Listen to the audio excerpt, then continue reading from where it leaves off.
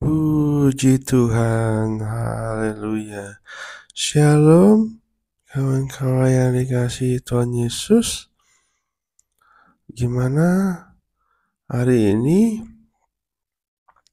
Kita kembali lagi bersama-sama untuk membaca firman Tuhan dan merenungkan firman Tuhan setiap hari dalam program kita bahas baca Alkitab setiap hari, mana program ini kita akan terus belajar, kita akan terus membaca firman Allah setiap hari secara berurutan, ya kan kawan-kawan. Nah, kita ini adalah anak-anaknya Tuhan Yesus. Kita ini berharga di matanya. Kita berharga bukan karena kita baik, bukan karena kita pintar, bukan karena kita bisa diatur, tapi kita berharga karena Yesus Kristus telah mau mati menderita buat kita untuk menebus dosa-dosa kita, sehingga ya harusnya kita yang disalib, yang menderita karena dosa-dosa, karena kutuk-kutuk yang ada di dalam kita, tapi telah diselesaikan oleh Yesus di atas kayu salib, menebus dosa-dosa kita, melepaskan kutuk-kutuk yang ada di dalam kita. Puji Tuhan. Tuhan Yesus begitu baik, begitu dahsyat, begitu luar biasa, ya kan kawan. Nah, saat ini kita akan merenungkan firman Tuhan kembali. Kita akan melanjutkan pembacaan kita dari Kejadian 40. Kalau kita kemarin telah belajar dari Yusuf pada saat dijual ada di rumah Potifar. Nah, kita akan lanjutkan. Nah, sebelum itu mari kita bersatu di dalam doa. Bapa kami yang baik, Tuhan Yesus Kristus yang luar biasa, kami bersyukur ya Allah atas penyertaan-Mu, pemeliharaanmu dalam kehidupan kami. Engkau tidak habis-habisnya, Engkau tidak putus-putusnya, selalu menyertai kami ya Bapa. Terima kasih atas kasih-Mu, atas anugerah-Mu, atas damai sejahtera-Mu yang telah Kau limpahkan buat hidup kami ya Bapa. Kami tahu Tuhan, kami tidak bisa hidup tanpa Engkau. Di luar Kristus kami tidak bisa berbuat apa-apa Tuhan. Karena Engkaulah Yesus sumber kekuatan kami, sumber kehidupan kami, sumber hikmat kami dalam kehidupan kami masing-masing. Makasih ya Tuhan, kami sangat memerlukan Engkau Yesus. Kami memerlukan firman-Mu, kami memerlukan tuntunan dari Roh Kudus dalam hidup kami ya Tuhan. Pimpin kami, Roh Kudus yang berikan hikmat buat setiap kami, agar kami dapat mengerti kebenaran firman Tuhan pada hari ini dan dapat kami terapkan, lakukan dalam kehidupan kami sehari-hari. Terima kasih Tuhan Yesus. Kami siap untuk merenungkan firman Tuhan pada hari ini hanya di dalam nama Tuhan Yesus Kristus. Haleluya, amin, amin. Ya, buat kawan-kawan yang selalu menyaksikan, mendengarkan, merenungkan firman Tuhan melalui channel ini, saya mengucapkan terima kasih. Biar kita sama-sama bertumbuh, biar sama-sama untuk terus membaca firman Tuhan. Nanti teks Alkitabnya akan saya masukkan di deskripsi ya kan kawan. Nah, kita langsung masuk pembacaan kita dalam Kejadian 40. Ini hanya ada satu perikop yang berjudul Mimpi Juru Minuman dan Juru Roti. Ayat 1. Sesudah semuanya itu terjadilah bahwa juru minum Raja Mesir dan juru rotinya membuat kesalahan terhadap tuannya Raja Mesir itu. Lalu murkalah Firaun kepada kedua pegawai istananya, kepada kepala juru minum dan kepala juru roti itu. Ia menahan mereka dalam rumah kepala pengawal raja, dalam penjara tempat Yusuf dikurung.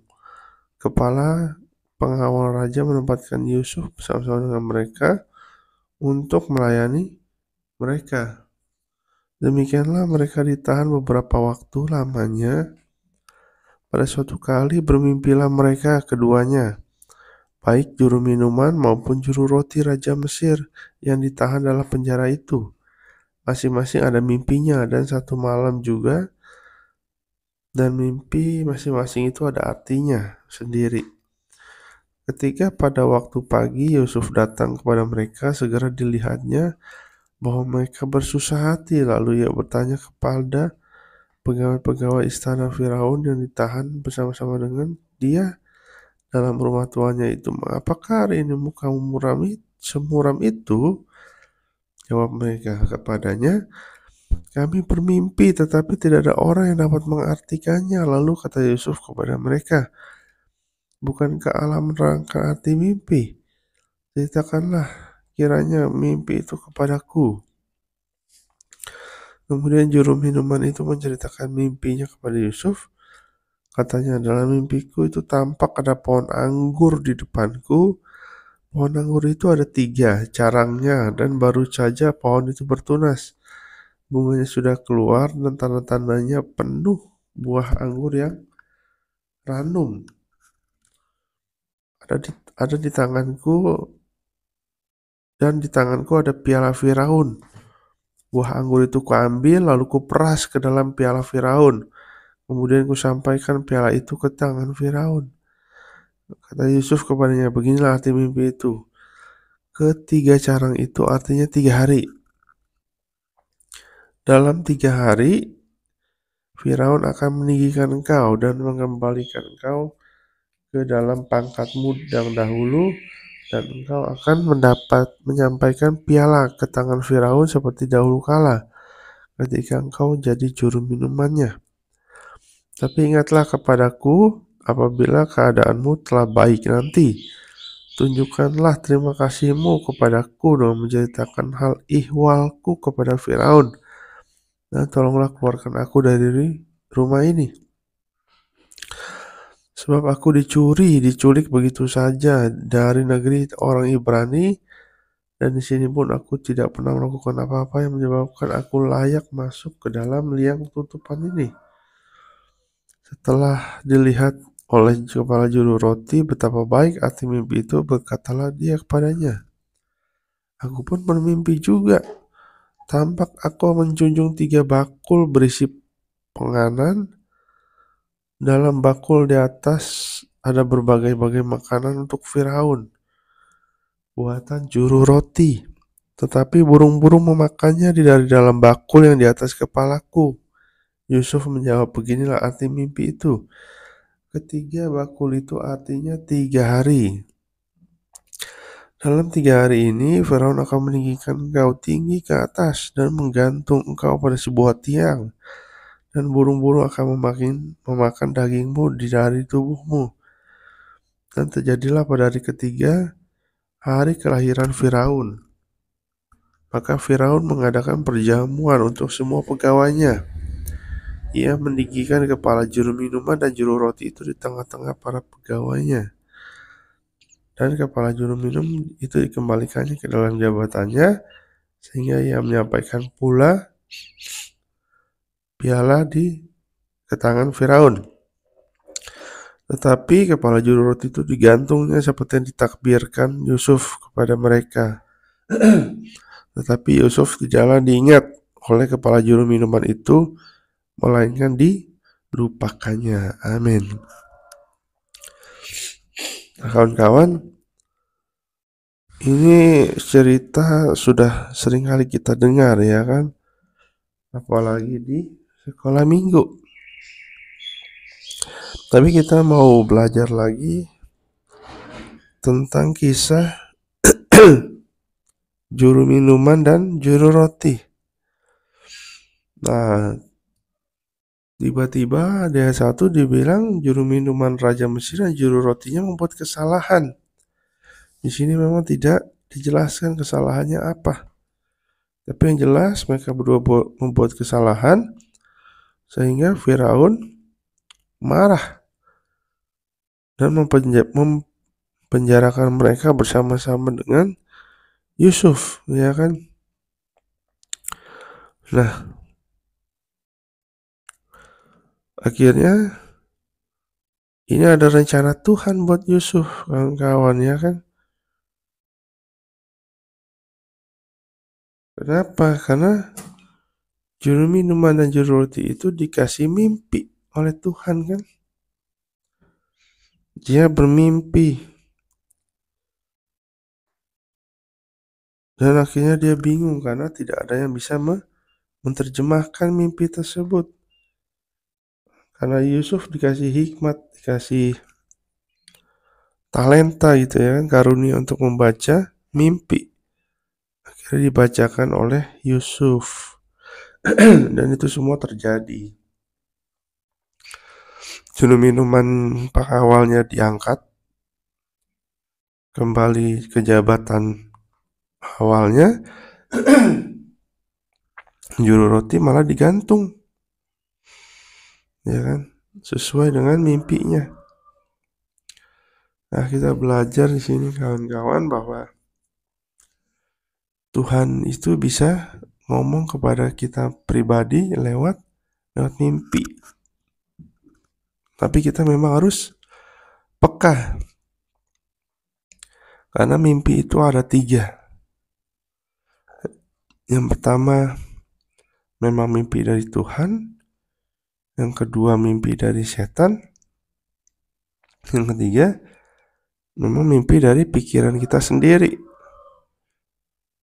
Nah, kalau yang pertama mimpi dari Tuhan itu pasti mimpinya baik. Mimpinya damai sejahtera. Ada damai sejahtera dalam hati kita. Nah, mimpi dari Tuhan itu biasanya relate gitu dengan kehidupan kita. Sejalan dengan firman Tuhan. Sejalan dengan kehidupan kita yang saat ini kita alami. Gitu. Bisa juga Tuhan memberikan mimpi masa depan kita. Tapi biasanya baik gitu, nggak ada ketakutan, malahan ada damai sejahtera dalam hati kita ketika kita mimpi dari Tuhan.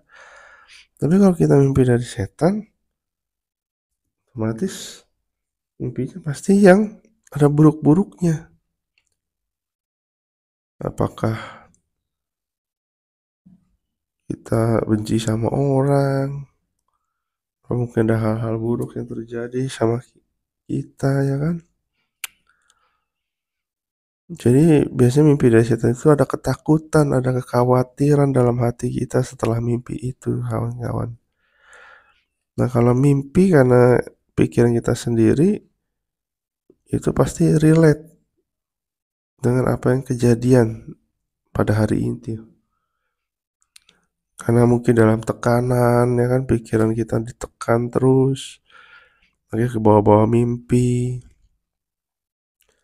Dan mimpi itu biasanya sama dengan hal yang kejadian pada hari itu. Atau yang kita khawatirkan, yang kita jadi tekanan gitu. Pasti itu sama. Jadi ketika mimpi itu kita harus ada kepekaan. Apakah ini mimpi dari Tuhan, dari setan, apa dari kita sendiri gitu, ya kan. Dan kita harus uji sama setiap mimpi itu. Biasanya kalau dari Tuhan mungkin kan ada penegasan-penegasan lagi gitu, ya kan. Ini mungkin saja, tapi tiap orang berbeda-beda, tergantung Tuhannya mau seperti apa, ya kan. Tapi yang pasti kita mau belajar untuk peka terhadap suara Tuhan, terhadap mimpi dari Tuhan. Jadi jangan sampai salah. Hanya dibilang mimpi setan, dibilang mimpi dari Tuhan gitu, ya kan. Jadi kita belajar untuk bisa peka, hati kita peka kepada roh kita, peka kepada suara Tuhan. khususnya lewat mimpi, ya kan. Nah, kemudian padahal sudah dikasih tahu sama Yusuf kalau dia keluar juru minuman ini ingat dia, supaya bisa dikeluarin gitu, ya kan.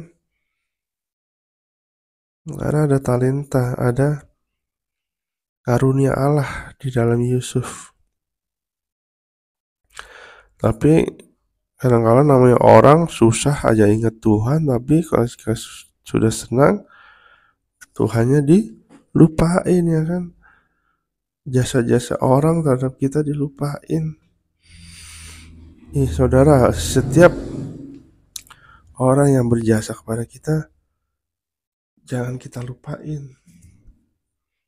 Kenapa? Supaya kita ingat, kita sadar diri, kita tahu berterima kasih. Jadi ketika ada orang yang telah membantu kita kesulitan, kita bantu mereka. Tapi kalau ada orang yang bersalah kepada kita, itu yang harus kita lupakan. Orang nyakitin kita, memfitnah kita, yang menghina kita, misalkan menusuk kita dari belakang, itu harus kita lupakan, ya kan. Supaya hidup kita tenang, gak dibawa-bawa dendam, hati yang sakit, terluka gitu, ya kan. Tapi lepaskan pengampunan kepada orang-orang tersebut, dan kita lupakan perbuatan jahatnya, bukan melupakan orangnya, tapi melupakan perbuatan jahatnya. Tapi kalau orang yang pernah berjasa dalam hidup kita, kita harus selalu ingat, supaya kita ingat berterima kasih, sehingga kita dapat membantu mereka juga jika kesulitan, ya kan. Itu yang baik, yang terbaik, kawan-kawan. Nah, saat ini kita belajar, kita paling gak peka terhadap suara Tuhan khususnya lewat mimpi, dan kita uji segala sesuatunya, ya kan. Dan kita minta doa, kita doa sama Tuhan. Jika memang mimpi itu ada, doa sama Tuhan supaya Tuhan mengetahuinya. Nah, saudara, kita bersatu dalam doa. Bapa yang baik, kami bersyukur Tuhan atas firman-Mu pada hari ini. Tuhan Yesus memberkati kami semua, ya Bapa. Kami peka terhadap suara-Mu, dan kami terus hidup mengandalkan Engkau saja, ya Bapa. Terima kasih Tuhan Yesus, berkati kami semua yang mendengarkannya, supaya iman kami bertumbuh, berkati pekerjaan, usaha, apapun yang kami lakukan, studi, sekolah, Tuhan Yesus yang memberkati kami semua, ya Bapa. Terima kasih Tuhan, kami serahkan hari ini ke dalam tangan-Mu, hanya di dalam nama Tuhan Yesus Kristus. Haleluya, amin. Amin. Terima kasih, kita sudah melanjutkan pembacaan kita, merenungkan firman Tuhan pada hari ini. Tuhan Yesus memberkati kawan-kawan semua pada hari ini, dan biarlah Tuhan Yesus menyertai kita semua. Tuhan Yesus memberkati. Bye.